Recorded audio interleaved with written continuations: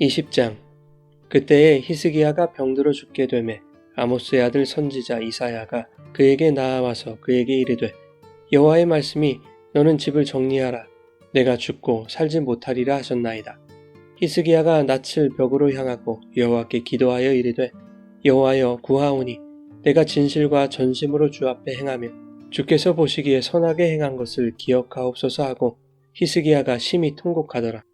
이사야가 성읍 가운데까지도 이르기 전에 여호와의 말씀이 그에게 임하여 이르시되, 너는 돌아가서 내 백성의 주권자 히스기야에게 이르기를, 왕의 조상 다윗의 하나님 여호와의 말씀이 내가 내 기도를 들었고 내 눈물을 보았노라. 내가 너를 낫게 하리니 내가 3일 만에 여호와의 성전에 올라가겠고 내가 내 날에 15년을 더할 것이며 내가 너와 이 성을 아수르 왕의 손에서 구원하고 내가 나를 위하고 또 내 종 다윗을 위함으로 이 성을 보호하리라 하셨다 하라 하셨더라. 이사야가 이르되 무화과 반죽을 가져오라 하매 무리가 가져다가 그 상처에 놓으니 나으니라. 히스기야가 이사야에게 이르되, 여호와께서 나를 낫게 하시고 3일 만에 여호와의 성전에 올라가게 하실 무슨 징표가 있나이까 하니, 이사야가 이르되 여호와께서 하신 말씀을 응하게 하실 일에 대하여 여호와께로부터 왕에게 한 징표가 이말이이다. 해 그림자가 10도를 나아갈 것이니이까 혹 10도를 물러갈 것이니이까 하니, 히스기야가 대답하되 그림자가 10도를 나아가기는 쉬우니 그리할 것이 아니라 10도가 뒤로 물러갈 것이니이다 하니라. 선지자 이사야가 여호와께 간구하며 아하스의 해시계 위에 나아갔던 해 그림자를 10도 뒤로 물러가게 하셨더라. 그때 발라단의 아들 바벨론의 왕 부르닥 발라단이 히스기야가 병들었다 함을 듣고 편지와 예물을 그에게 보낸지라. 히스기야가 사자들의 말을 듣고 자기 보물고의 금은과 향품과 보배로운 기름과 그의 군기고와 창고의 모든 것을 다 사자들에게 보였는데 왕궁과 그의 나라 안에 있는 모든 것 중에서 히스기야가 그에게 보이지 아니한 것이 없더라. 선지자 이사야가 히스기야 왕에게 나아와 그에게 이르되, 이 사람들이 무슨 말을 하였으며 어디서부터 왕에게 왔나이까? 히스기야가 이르되 먼 지방 바벨론에서 왔나이다 하니, 이사야가 이르되 그들이 왕궁에서 무엇을 보았나이까 하니, 히스기야가 대답하되 내 궁에 있는 것을 그들이 다 보았나니 나의 창고에서 하나도 보이지 아니한 것이 없나이다 하더라. 이사야가 히스기야에게 이르되 여호와의 말씀을 들으소서. 여호와의 말씀이 날이 이르리니 왕궁의 모든 것과 왕의 조상들이 오늘까지 쌓아두었던 것이 바벨론으로 옮긴 바 되고 하나도 남지 아니할 것이요, 또 왕의 몸에서 날 아들 중에서 사로잡혀 바벨론 왕궁의 환관이 되리라 하셨나이다 하니, 히스기야가 이사야에게 이르되 당신이 전한 바 여호와의 말씀이 선하니이다 하고 또 이르되, 만일 내가 사는 날에 태평과 진실이 있을진데 어찌 선하지 아니하리요 하니라. 히스기야의 남은 사적과 그의 모든 업적과 저수지와 수도를 만들어 물을 성 안으로 끌어들인 일은 유다왕 역대지략에 기록되지 아니하였느냐. 히스기야가 그의 조상들과 함께 자고 그의 아들 므낫세가 대신하여 왕이 되니라.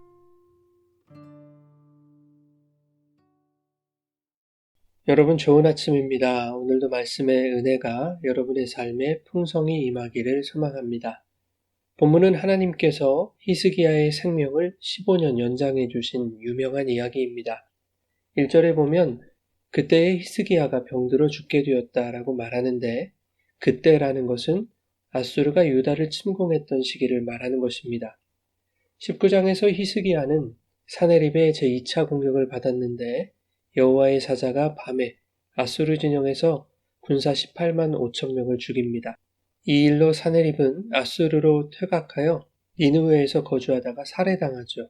그런데 사네립에게서 승리한 유다의 왕이 병에 걸려 죽게 된 것입니다. 하나님은 선지자 이사야를 통해 히스기야의 죽음을 예고하십니다. 너는 집을 정리하라. 내가 죽고 살지 못하리라. 히스기야가 병에 걸려 죽게 된 이유를 성경은 기록하지 않습니다. 그렇기 때문에 막연히 그가 하나님 앞에 죄를 지었다거나 아수르를 이긴 후 교만했기 때문이라고 말할 수는 없는 것이죠. 하지만 분명한 것은 하나님이 히스기야에게 죽음을 예고하심으로써 모든 것을 정리할 수 있는 시간을 주셨다는 것입니다. 죽음을 준비할 시간을 주신 것이죠. 사실 정리할 시간이 주어졌다는 것은 은혜입니다. 히브리서 9장 27절에 말씀하듯이 한 번 죽는 것은 사람에게 정해진 것이지만 대부분의 사람들은 자신의 죽음이 멀리 있다고 생각하며 살아갑니다.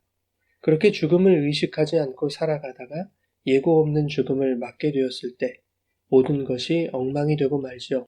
남겨진 사람들이 모든 것을 정리하고 고통을 겪어야 하죠. 하지만 죽음이 예고된다면 인생의 마지막을 아름답게 정리할 수 있을 것입니다. 그런데 만일 시한부 선고를 받았다가 기적적으로 회복이 된다면 이후의 시간들은 그야말로 덤으로 얻은 시간일 것입니다. 이제까지 살아온 시간도 앞으로 살아갈 날들도 모두 하나님이 은혜로 주신 선물 같은 시간임을 깨닫게 되지 않겠습니까? 성경은 모든 인간에게 사망을 예고합니다. 죄를 범하여 하나님의 영광이 이르지 못하는 죄인들의 결국이 사망이라는 것을 말씀하시죠. 그런데 그런 사망의 존재들에게 새 생명이 허락됩니다. 그리스도의 십자가 은혜로 주어진 선물 같은 인생이죠. 성경은 새 생명으로 살아가는 선물 같은 인생의 주인은 내가 아니라 그 생명을 주신 예수 그리스도가 인생의 주인이라고 가르칩니다.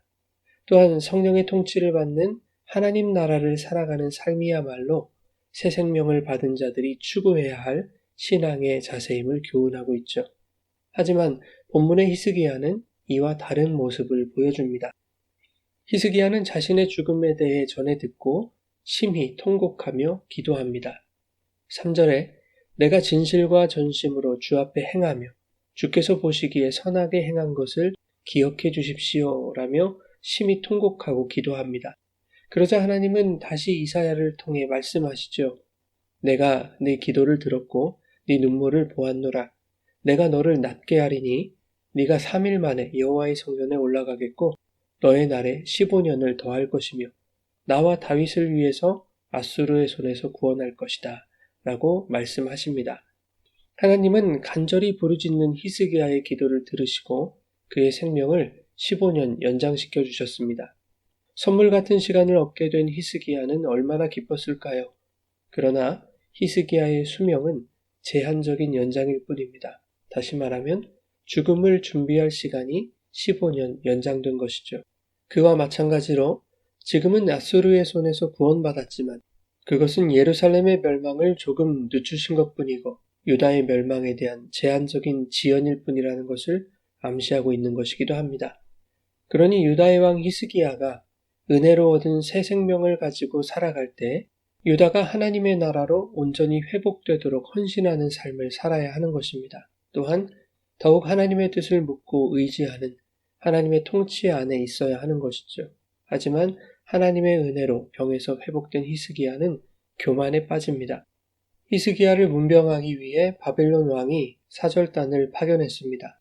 바벨론 왕 브로닥발라다는 아수르에 의해 2번이나 왕위를 빼앗겼고 사네립에게 쫓겨 엘람의 망명에 있으면서 복수의 칼을 갈고 있었습니다. 그러니 사네립에게서 승리한 히스기야의 원조가 필요했을 것입니다. 그런 상황에서 히스기야에게 사절단을 보낸 것이죠. 히스기야는 바벨론에서 온 사절단을 극진히 맞았습니다. 당시 아수르와 대적하던 유다 역시 바벨론과의 동맹이 필요했다고 판단한 것입니다.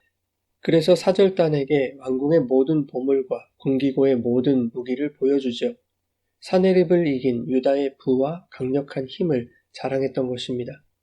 히스기야는 병으로 죽었어야 할 자신을 살리신 그 하나님의 은혜를 입었음에도 불구하고 마치 자신이 나음을 입은 것은 전심으로 주 앞에 행하며 주께서 보시기에 선하게 행했던 자신의 행위가 참작되었기 때문이라고 착각한 것 같습니다.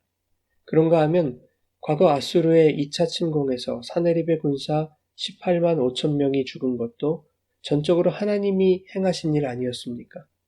바벨론과 동맹을 맺는다고 해서 아수르와의 전쟁에서 이길 수 있는 것이 아니라는 것을 히스기야는 깨닫지 못하고 있는 것입니다. 연장시켜 주신 생명을 가지고 더욱 하나님의 뜻을 구하고 여호와를 의지해야 할 히스기야의 삶의 자세가 엉망이 된 것이죠.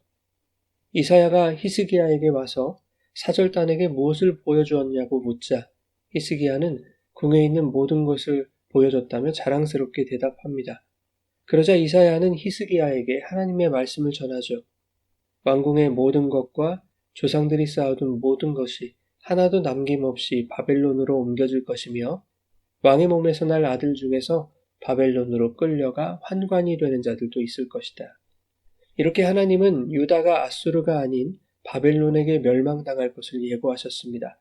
그리고 1세기 후에 이 말씀대로 유다는 멸망하죠.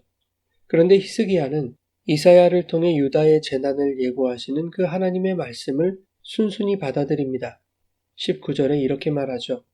예언자께서 전하여 준 주님의 말씀은 지당한 말씀입니다. 히스기야는 자기가 살아있는 동안만이라도 평화와 안정이 계속된다면 그것만으로도 다행이라고 생각하였다. 히스기야의 이러한 태도에는 팽팽히 대립하는 두 가지 견해가 있습니다. 첫째는 히스기야가 자신의 잘못을 인정하는 마음으로 하나님의 징계를 겸손하게 받아들였다라는 것입니다. 죽을 병을 고치시고 15년을 더 살게 해주셨음에도 불구하고 바벨론 사절단의 일로 죄를 범한 것은 변명의 여지가 없다는 것이죠. 그러나 이것은 히스기야를 끝까지 회개하고 겸손하게 여호와의 뜻을 받아들였던 유다의 선한 왕으로 만들기 위한 억지 같은 주장처럼 느껴지기도 합니다. 그도 그럴 것이 자신의 죽음이 예고되었을 때에는 통곡하며 기도했던 왕이 자신이 통치하던 유다의 멸망과 아들들의 환란에 대한 예고를 듣고도 자신이 살아있는 동안만이라도 평화롭다면 다행이다 라고 말했다는 것은 지나치게 이기적이라는 생각이 들지 않습니까? 한 나라의 왕이 보여줄 태도는 아닌 것이죠. 이것이 두 번째 견해입니다.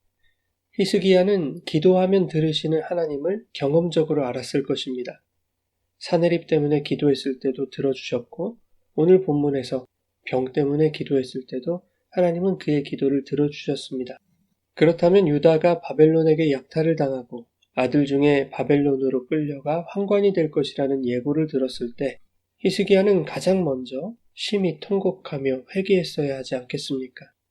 자신의 세대에서 일어날 일이 아니기에 나와는 상관없는 일이라고 생각했던 것은 아닐까요? 그렇다면 자신의 잘못을 회개하는 마음으로 하나님의 징계를 겸손하게 받아들였다는 주장은 지나친 억지가 되지 않겠습니까? 성경이 정확하게 말하고 있지 않으니 어떤 견해가 옳다고 확정지을 수는 없습니다.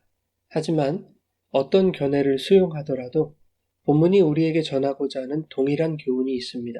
그것은 하나님 앞에 인간은 불완전한 죄인이라는 것이죠. 하나님은 간절히 부르짖는 자의 기도를 들어주시고 은혜를 베푸셔서 살리시며 자연의 법칙을 거스르는 징표도 주셨지만 인간은 은혜가 주어지게 된 그 근거를 자신의 행위나 힘에서 찾기를 원하는 존재라는 것을 히스기야의 모습을 통해 고발하고 있는 것입니다. 또한 죄로 인해 죽었던 자에게 생명 주신 하나님을 삶의 주인으로 삼지 않고 자신이 주인 되어 세상의 힘을 추구하며 세상의 방법을 취하기 원하는 인간의 연약함이 나타나고 있는 것이죠. 사랑하는 여러분, 우리는 이 땅에서 시한부 인생을 살아가고 있습니다. 오늘 숨이 멎어도 이상하지 않을 우리에게 내일이 주어지는 것은 우리가 살아가는 모든 날이 하나님의 은혜로 주신 선물이라는 뜻일 것입니다. 하나님의 은혜로 연장시키신 선물 같은 삶을 이 땅의 장막집을 정리하고 하나님 나라를 준비하는 일을 위해 하나님의 뜻을 물으며 하나님이 의도하신 대로 말씀을 의지하며 살아갈 수 있기를 예수님의 이름으로 축원합니다.